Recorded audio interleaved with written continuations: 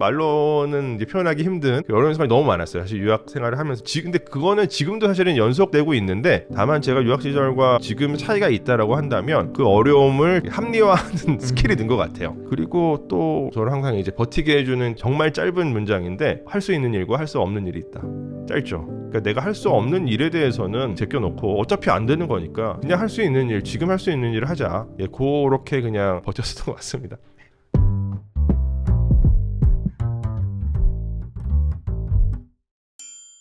안녕하세요. 최성훈의 사고실험입니다. 오늘도 굉장히 흥미로운 게스트를 모셨습니다. 한국에서 보기 흔치 않은 학문이죠. 이집트 고고학을 전공하시는 광민수 한국-이집트학 연구소장님을 모셨습니다. 안녕하세요. 예, 안녕하세요. 이 유튜브에서는 애굽민수라는 예, 별명으로도 맞습니다. 예. 굉장히 많이 알려주신 저도 개인적으로 굉장히 팬이었습니다. 네. 고맙습니다. 오늘 이 자리는 어떤 마음으로 출연 제안을 수락하시고 나와주시게 됐을까요? 그냥 저는 이건 당연히 마다할 이유가 없다. 그 이전 방송들을 좀 살펴봤는데 굉장히 편안한 분위기에서 제 이야기를 이렇게 이집트와 같이 엮어가지고 얘기할 수 있는 분위기라는 생각이 들어가지고 아주 흔쾌히 수락을 했습니다. 감사합니다. 이제 사고실험 이 프로그램에서는 다른 곳에서 조금 덜 하셨던 이야기들을 많이 들을 수 있으면 좋겠다라는 기조를 갖고 있어요. 지금은 사실 방송에도 많이 나가시고 얼굴이 많이 알려지신 분이 됐지만 한국에서 이 학문을 전공하기가 굉장히 힘든 일이었고, 그래서 그 시간에 대해서도 좀 집중적으로 얘기해보는 자리가 되면 좋지 않을까 생각을 했습니다. 좋습니다. 일단 먼저 민수님께서 언론, 미디어, 방송 이런 데 소개되실 때 그런 수식어가 많이 붙잖아요.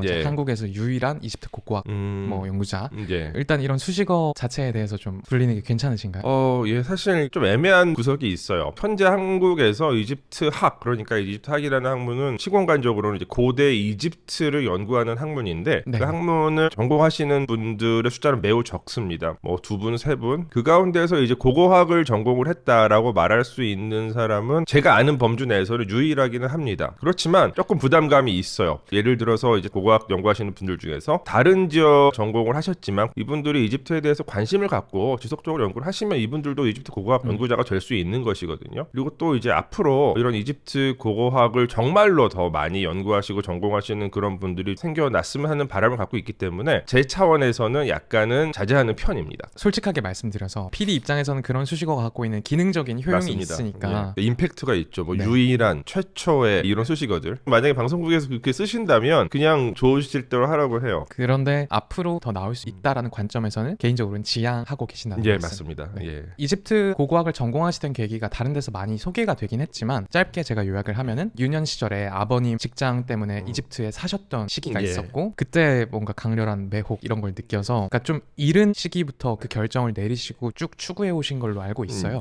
그럼 구체적인 매혹된 어떤 사건이나 인물이나 유물이나 이런 것이 존재할까요? 그러니까 제가 이제 이집트에 살았었던 것은 제가 4살부터 9살 때까지였고요. 고대 이집트에 약간의 매혹을 느낀 것은 대략 한 7살, 8살 때인 것 같아요. 되게 단편적인 어떤 이미지들이 좀 남겨져 있는데, 일단 첫 번째는 이집트 수도인 카이로에 가시면 이집트 박물관이라고 하는 일종의 한국으로 치면은 이제 국립중앙박물관 같은 박물관이 있어요. 저희 아버지가 이제 한국의 어떤 기업체의 주재원으로 근무를 하셨는데, 출장자분들이 오시면 항상 이제 이렇게 안내를 하니까 저도 따라갔어요. 쫄래쫄래 따라갔는데, 그 오래된 20세기 초반의 박물관에 딱 들어가면 전시장들도 되게 낡았고 되게 좀 이렇게 음험한 분위기가 나거든요. 미라 같은. 그렇죠. 근데 그때 그 박물관을 보는 순간 뭔가 내가 영화 속에 들어와 있는 것 같은 그런 기분을 느꼈었던 적이 있습니다. 그리고 또 하나는 이번에는 어떤 피라미드 안에 들어갔을 때의 경험이에요. 피라미드들은 대부분 통로가 되게 높이가 낮거든요. 120대 30 정도 되기 때문에 제가 아무리 어린아이였어도 조금 이렇게 몸을 숙이고 들어가야 됐어요. 그때 그 뭔가 막연한 공포 이런 것들이 굉장히 신선했었던 것 같아요. 그 시각적인 기억이 지금도 제 머릿속에는 사진처럼 남겨져 있거든요.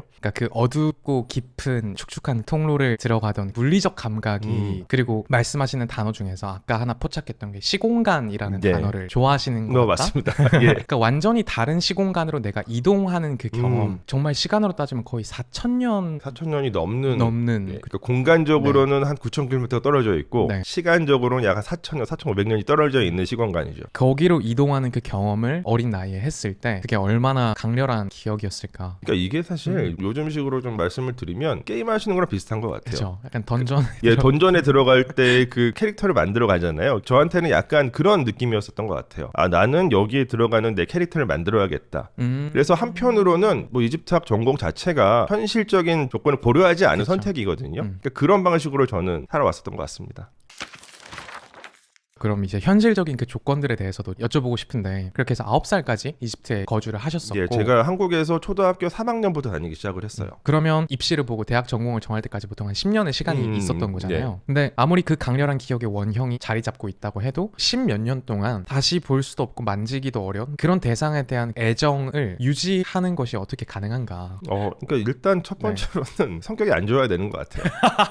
예, 자기 고집이 좀 있어야 되는 것 같고요. 그러니까 약간의 이제 그 10대 때의 객기 같은 것도 같이 있었던 것 같아요. 그러니까 제가 진짜 하고 싶었고, 그다음에 이제 하겠다고 얘기했는데 약간 현실적인 조건 때문에 포기하는 게 너무 멋이 없다고 생각을 했었고, 구체적으로는 초등학교 한 5학년 정도 됐을 때 고고학이라는 학문에 대해서 알게 됐던 것 같아요. TV에서 해외 다큐멘터리들을 많이 방영을 해줬어요. 뭐 NHK나 BBC 같은 데서 만든 그런 해외 이집트 관련 다큐멘터리를 번역해가지고 KBS 이런 데서 많이 방영을 해줬었죠. 혹시 기억하실지 모르겠는데 당시에는 이렇게 그 신문에 TV 그 나오잖아요. 그쵸. 편성표. 예, 그럼 그거를 이제 매일 보고 항상 녹화를 해가지고 계속 돌려봤었던 것 같아요. 초등학교 때는. 이 고대 이집트에 대해서 뭔가 내가 일을 하려면 고고학을 전공을 해야겠다. 물론 이집트 전공을 한국에서는 할 수 없지만 고고학 전공할 수 있는 학과들은 좀 있거든요. 그래서 나는 이집트 고고학을 할 거다라는 이렇게 막 책상 앞에 써붙이고 막 그랬어요.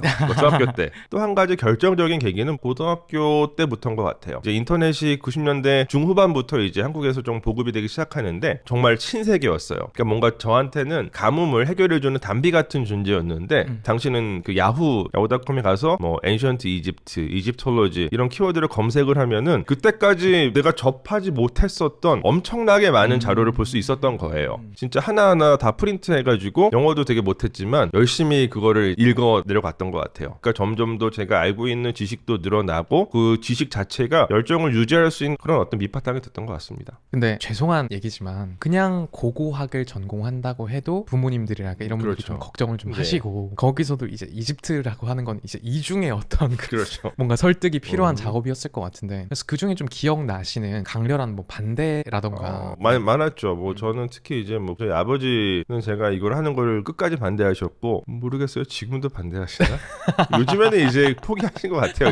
이제서야 포기하신 것 같아요. 이미 뭐 건너올 수 없는 강을 여러 차례 건너왔기 때문에 전 사실 해결하지 못했던 것 같아요. 그냥 했던 것 같아요. 억지로 반대하시는 것에 대해서 귀 기울이지 않고 성격이 안 좋아서 그냥 이제 귀 막고 계속 제 갈 길만 갔었던 것 같아요.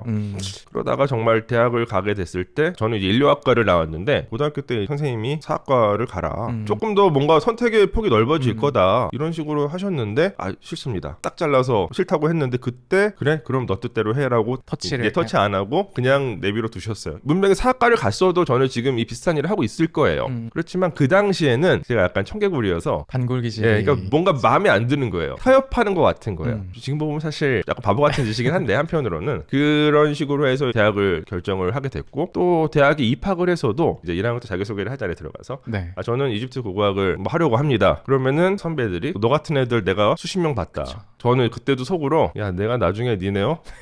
뭐라고 하나 보자. 근데 이제 그 과정에서도 사실 두려움이 있었죠.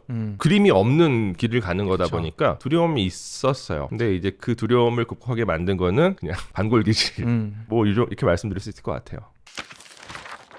그럼 지금까지는 한 소년의 갈망이라고 하는 것이 어떻게 부러지지 않고 유지될 수 있었나의 측면이었다면 유학을 가야겠다라고 생각하신 건 당연한 수순이었을 것 같고 대학원을 진학을 하려면 학부 성적도 좋아야 될 거지만 맞습니다. 예를 들어서 이집트 세부 전공이 존재하는 학교에서 지원하는 학부생도 있었을 거고 경쟁자로서 근데 그 학생들이랑 비교하면 연구자로서의 어떤 삶을 살겠습니다라는 그 모습을 상상하거나 기술하는 것도 난이도가 좀 있었던 작업이 아닐까 싶어서 뭐 학부 성적은 그래도 학부 때 열심히 했어서 나름 괜찮았고요. 그 다음에 이제 연구 계획서를 쓰는 게 중요했는데 자기 장점을 부각시키는 게 중요한 것 같아요. 그러니까 저는 지금 생각하면 말도 안 되는 내용을 썼지만 거기서 부각한 것은 제가 얼마나 이집트 학에 불모진 한국에서 얼마나 노력을 했는지 그리고 더불어서 제가 갖고 있는 다른 진짜 학부에서 이집트 학을 전공한 친구들과 비교했을 때 갖는 비교 우위가 있거든요. 그건 뭐냐면 저는 이제 인류학이랑 고고학을 같이 공부했기 때문에 그러니까 인류학의 이론적인 측면에서 공부를 많이 했어요. 그래서 나는 이런 이론으로 이런 공부를 하겠다. 너 이론 알아? 약간 이런 식으로 식으로. 요즘은 학부 졸업 논문 아무도 보지도 않지만 학부 졸업 논문도 이집트에 대해서 쓰긴 썼어요. 그것도 사실은 유학을 가기 위해서는 좀 필요한 부분이었던 것 같고. 그러면 뭐 어떤 학교에 어떻게 가야겠다 이런 결정은 어떻게 하셨어요? 그 과정에서도 어쩔 수 없는 시행착오들을 좀 많이 경험을 했었던 것 같아요. 그러니까 제가 이제 뭐 소위 말해서 선배가 전혀 없고 그쵸. 그다음에 뭔가 롤 모델이 전혀 없는 전공을 선택을 하다 보니까 모든 결정을 저 혼자밖에 할 수 없었어요. 그래서 그냥 이상적인 생각만 갖고 갔었던 것 같아요. 아, 나는 이런 공부를 하고 싶어. 이 선생님이 정말 멋있어. 논문 같은 거 보면 정말 기깔나게 쓰고 그런 분들을 쫓아서 학교를 지원했었던 것 같은데 제가 첫 번째로 유학을 갔었던 UCL 런던 대학교에서의 시행착오 하나는 제가 굉장히 화려한 어떤 연구자 선생님을 지도교수로 삼아야지 하고 이 선생님한테 이제 간 거예요, 사실. 네. 근데 이 선생님이 약간은 인격적으로 그렇게 훌륭한 분은 아니었던 것 같아요. 그러니까 저는 한국에서 온 유학생이었고 영어도 잘 못하고 여러 가지 이제 그런 상황이 있는데 그 부분에 대한 이해가 전혀 없는 분이었고 그러니까 왜냐하면 이분은 영국에서도 최고의 엘리트 과정을 겪어가지고 그 연구자가 되신 분이거든요. 너무나 슈퍼스타였기 때문에 그 학계에서 만날 수조차 없어요. 거의. 학생들도 굉장히 많죠. 예, 많고 이제 학교에 잘 없고 연락을 해도 잘 안 만나주고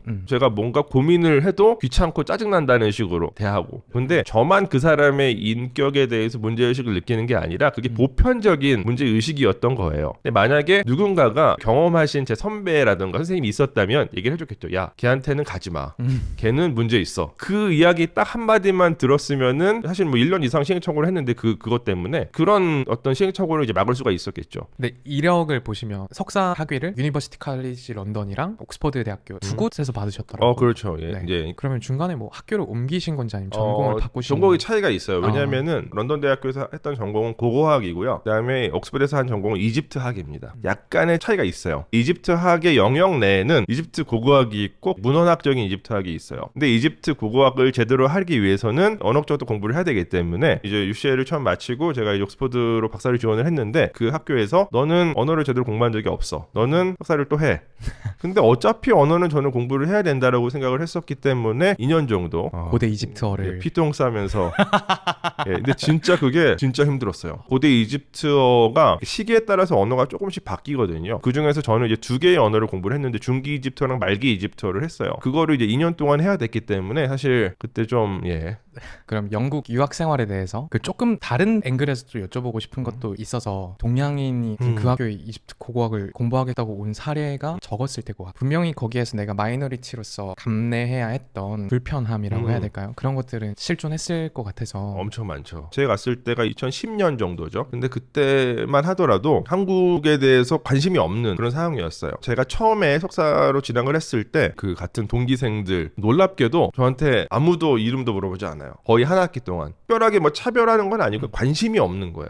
제가 이제 자주 예를 드는데 어디가 좋을까? 한국에서 잘 모르는 나라? 어디 모르는 나라 혹시 떠오르는 이름 있으세요? 말라위 하겠습니다. 말라위. 예, 맞아요. 말라위에서 어떤 유학생이 왔어요. 그런데 그 친구한테 한국 학생들이 가서 안녕, 너 이름이 뭐야? 어디서 왔어? 라고 굳이 물어보지 않을 가능성이 높죠. 그쵸. 그러니까 지금은 아마 상황이 많이 또 한국 분들한테 더 유리한 상황으로 바뀌었겠죠. 근데 이제 유학 초창기 때 이제 한 번도 저는 그런 경험을 한국 사회에서 해본 적이 없으니까 굉장히 어색한 경험이었고 그 영국 사람들한테 유럽 사람들한테 먼저 가서 말 거는 게 약간의 트라우마가 됐던 것 같아요. 그 트라우마가 되게 오래 갔었던 것 같아요. 아까 20대 처음 매혹되었던 순간들 중에서 피라미드에 진입했던 그 유년 시절 얘기를 해주셨잖아요. 그 유학 시절도 어떻게 보면 어둡고 긴 터널 같은 시간이지 않았을까라는 생각이 드는 거죠. 그러니까 내가 이것이 끝났을 때 무엇이 기다리고 있을지 머리로는 알지만 머리로도 몰랐어요. 예, 아무것도 몰랐어요. 그러니까 사실 지금도 마찬가지예요. 유학 시절도 그렇고 지금도 그렇고 사람을 가장 어렵게 하는 것이 예측 불가능성이라고 생각을 해요. 내가 여기까지 뭘 하면 대충 이렇게 되겠구나 라고 하는 그림이 그려져야지 그 기간을 버틸 수가 있고 그 기간을 버티는 것이 나름 보람되다고 느낄 텐데 저는 사실 그게 전혀 없었고요. PD님 말씀하신 것처럼 진짜 저한테는 굉장히 큰 어려움이었고 말로는 이제 표현하기 힘든 어려운 순간이 너무 많았어요. 사실 유학 생활을 하면서 근데 그거는 지금도 사실은 연속되고 있는데 다만 제가 유학 시절 시절과 지금 차이가 있다라고 한다면 그 어려움을 합리화하는 스킬이 는 것 같아요. 제가 이제 자주 쓰는 표현 중에서 하나가 자기 합리화로 버티고 자기 객관화로 나아간다 라는 표현을 종종 쓰는데 힘들 때는 그 합리화를 버티는 거죠. 야, 그래도 내가 이만큼 했어. 이거 뭐 이 정도면 잘한 거 아니야? 괜찮아. 이 정도면. 그래도 상태가 조금 좋아져요. 그러면은 제 이제 상황을 조금 더 객관적으로 바라보고 나는 이게 문제야. 이 부분은 조금 고쳐야겠어. 라는 판단을 내리고 다시 그거를 또 해나가고 그리고 버티면서 그래도 조금씩은 성취가 있으니까 그리고 이 성취가 다시 버티는 힘이 되니까 이제 이런 식으로 버텨왔고 앞으로도 버텨나갈 생각입니다. 사실 누구나 당연히 너무 막연한 먼 미래를 믿으면서 항상 나아갈 수 없으니까 그렇게 내 눈앞에 보이는 걸 하나씩 진짜 잡고 그렇죠. 나아가야 네. 되는 게 아닌가. 그럼 그 시절에 기억하시는 자기 합리화를 작동시킬 수 있게 해줬던 작은 성취 같은 것들이 어떤 게 있었을지. 뭐 이런 거 있죠. 뭐 예를 들어서 그 학회 발표를 하기 위해서 그 프로포절 같은 거를 써서 진짜 말도 안 되는 건데 써서 이제 보내면 엄청 큰 학회니까 거의 대부분 돼요. 근데 뭐 10분 뭐 짧은 세션이지만 너 와서 해 발표하라고 하면은 그러니까 객관적으로 보면은 성취라고 보기 어려운 것들도 있지만 증폭시켜가지고 자기 합리화를 하는 거죠. 야, 그래도 내가 되네. 이게 되네. 그런 식으로 버텼던 것 같아요. 또 하나는 이건 뭐 누구나 쓰는 방법일 텐데 그냥 목표를 정해놓는 거죠. 오늘은 내가 여기서부터 여기까지 이거를 다 읽을 거야. 하루하루 단위에. 일단 오늘은 이걸 할 거야. 내일은 모르겠어. 모레도 모르겠어. 오늘은 이걸 할 거야. 그래서 오늘 이거 하고 나면 그래 나도 했어. 됐어. 이렇게 이제 생각을 하는 거죠. 그리고 또 저를 항상 이제 버티게 해주는 정말 짧은 문장인데 할 수 있는 일과 할 수 없는 일이 있다. 짧죠. 근데 그거를 구분하는 게 사람의 어떤 심리적인 상황을 안정시켜주는 효과를 가져오는 것 같아요. 그러니까 내가 할 수 없는 일에 대해서는 제껴놓고 어차피 안 되는 거니까 그냥 할 수 있는 일, 지금 할 수 있는 일을 하자. 그렇게 그냥 버텼던 것 같습니다. 이게 제가 좀 과잉 해석일 수도 있지만 자기 합리화와 자기 객관화의 두 수레바퀴를 필요에 따라 바꿔 갈면서 가고 계신다고 하셨는데 그런 특성이 고고학을 하셨기 때문에 좀 더 극대화된 게 있나라는 상상을 해봤어요. 왜냐면 아까도 말했듯이 우리와 정말 물리적으로 상상할 수 없을 만큼 멀리 떨어져 있는 시공간을 상상해내는 일이기 때문에 필연적으로 거리감을 내재하고 있기 때문에 좀 더 이제 객관적으로 무언가의 상황을 살피거나 이런 것에 능하려나? 약간 이런 생각. 예, 그 부분은 저한테는 어느 정도 적용이 되긴 하는 것 같아요. 그러니까 저는 이제 애초부터 성격이 약간 그렇기도 하고 고고학이라는 그 학문 자체가 특히 또 이 이집트 고고학이라는 학문 자체가 제가 바라보고 있는 대상에 대해서 감정이입을 잘 하지 않게끔 만드는 그런 어떤 기제가 좀 있어요. 그 시공간을 제가 이제 바라본다라고 하는 것은 지금 이 현대를 살아가고 있는 저라고 하는 하나의 독립된 인격체의 감정을 수용할 수가 없는 경우가 많아요. 그리고 뭐 별로 이제 애초부터 감정이입을 잘 못하는 편이긴 하지만 그렇다 보니 그게 습관화가 되어 있는 거죠. 그냥 그 맥락에서 그 상황에서 그 시대 그 시공간을 살아가던 사람들을 바라보게 되다 보니까 이런 습관을 이제 저한테도 적용하는 데 있어서 어느 정도는 조금 능숙해진 것 같습니다. 여기서 또 살짝 궁금해진 건데 사실 저는 제가 알고 있는 고고학자가 민수님밖에 안 계시니까 고고학자란 어떤 사람들일까? 제일 널리 알려진 고고학자의 이미지는 인디아나 존스일 것 같고 좀 마초적인 모험심이 강한 서방 그 제1세계 백인 남성 약간 맞아요. 이런 느낌인 예. 거죠. 사실 인디아나 존스의 이미지는 사실 현대 고고학자들도 많이 사용을 해요. 그러니까 뭐 예를 들어서 이 중등부 쓰는 사람들 너무 많아요. 왜냐면 엄청나게 사실 고고학 관련된 캐릭터 중에서는 역사상 가장 성공한 캐릭터다 보니까 사용을 하는 건데 근데 이제 이 고고학자들은 사실 이미지적으로는 사실 특별한 점이 없어요. 대부분 이게 뭐 학문적인 특성인데 이 말씀을 드리려면 고고학이라는 학문을 먼저 조금 정의를 해야 될 것 같아요. 네, 좋습니다. 고고학은 다양한 방식으로 정의가 되는데 제가 가장 좋아하는 그럼 이거 제 정의인데 고고학은 물건과 사람의 관계에 관한 학문이다라고 저는 정의를 해요. 굉장히 멋있는데요. 그러니까 이 물건을 토대로 사람에 대해서 이야기를 하는데 뭐 욕망이라던가 그다음에 실천, 철학, 가치 모든 걸 다 얘기하는 그런 학문이에요. 여기서 이 물건이라는 것은 인간과 관계가 있는 모든 물질적인 상황이에요. 뭐 아주 작게는 토기편, 뼈 조각 이런 거 될 수도 있고 뭐 이런 컵도 될 수 있고 뭐 아이패드 다 될 수 있고 피라미드, 뭐 무덤 그리고 더 나아가서 도시 전체 더 크게 보면은 도시를 감싸고 있는 경관 전체 이 모든 게 고고학적인 연구의 대상이 됩니다. 이게 쉽게 설명을 드리면 고고학자들하고 똑같은 일을 하는 훨씬 더 유명한 잘 알려진 사람들이 있어요. 그 CSR 맞아요. 예, 경찰 수사관들 저는 사실 그냥 똑같다고 생각을 해요. 왜냐면 생각해 보시면은 살인 사건이 났어요. 그러면 이제 과학수사 하시는 분들이 거기 투입이 되잖아요. 그래서 그 현장에서 뽑을 수 있는 모든 물리적인 정황을 다 뽑아내요. 그리고 그것을 가지고 그곳에서 벌어졌었던 일을 재구성을 해내잖아요. 그러면서 이 사람의 심리 상태도 분석을 하기도 하고 결국에 이제 범인을 모델화시켜서 범인을 잡는 그게 이제 수사관들의 임무인데 고고학자들 똑같은 일을 합니다. 다만 고고학자들이 다루는 어떤 사건들 상황들은 비교적 과거에 벌어진 사건들이란 차이가 있을 뿐이지 실제로 완전히 똑같은 일을 한다고 저는 생각을 하고 그래서 고고학자들은 대체로 약간 물건에 대한 수집욕들이 있어요. 그러니까 계속 뭔가를 잘 모아놓고 정리하고 왜냐면 이게 고고학자들의 경험에 따르면 결국에 남는 건 물건이다. 민수님 집에도 수집된. 그러니까 저도 잘 못 버리는 되게 맥시멀리스트이고요. 뭐 심지어는 약간 이제 이렇게 말씀드리면 변태가 될 수 있지만 제가 사실 눈이 되게 나쁘거든요. 초등학교 6학년 때부터 안경을 썼어요. 근데 저는 그때부터 지금까지 썼던 모든 안경을 다 갖고 있어요. 핸드폰 같은 경우도 초창기에 제가 쓰던 핸드폰부터 지금 쓰는 핸드폰까지 다 갖고 있고 뭐 이런 그러니까 예를 들어 광민수라는 사람이 이 시공간이 사라졌다라고 그렇죠. 하더라도 네. 그 민수님이 남기신 물건들을 보고 누군가가 그 흔적을 가지고 연구를 한다면 제가 잘 모르는 저의 모습도 판단해낼 수 있을 정도의 물건을 갖고 있다. 예.